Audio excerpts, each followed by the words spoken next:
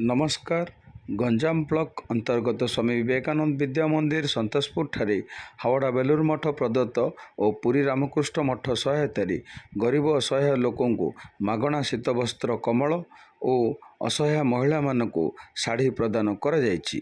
प्रतिवर्ष शीत दिने अनुष्ठान संपादक श्री रामकृष्ण भक्त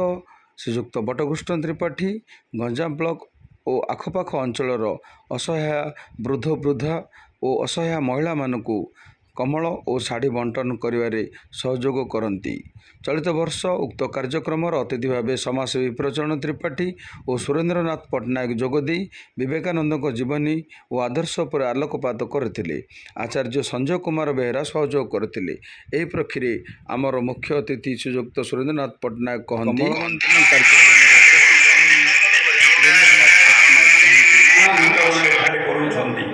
जोटा आपण माने हमर सरकार पक्षरु हाँ देखा जाउ जो शिक्षा दान नहीं सही देखा जी सब शिक्षार्थी गुरु जहा अछंती से माने वैतनिक टिके हाइट कर देले देखा जी ता तळे देखा जी तो वेतन भोगी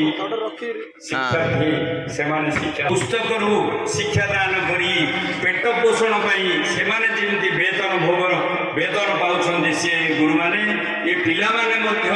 से शिक्षा पाउछंती आमे बही पुस्तक उल्टेले केमिति आ गोटे सरकार चाकरी पाइबो आउ आमर पेट केमिति पोषिबो से शिक्षा रे आमे उपयोगी हेबा आमर प्राधान्य लाभ करबा हे लक्ष्य रही थाउची। किंतु आपण ताकू आ ये शिक्षा को आपण थरे अनुभव करंतु जे ए शिक्षा रे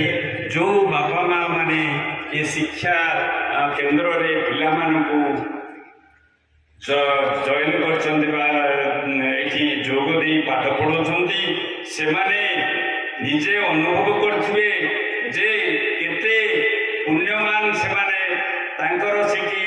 सबु प्रकार सुविधा थिबा सत्वे सरकार संस्थारे सेठारे जॉइन न करी सेठारे साहाय्य सब प्रकार मिलुथिबा सत्वे एठारे खर्चांत ही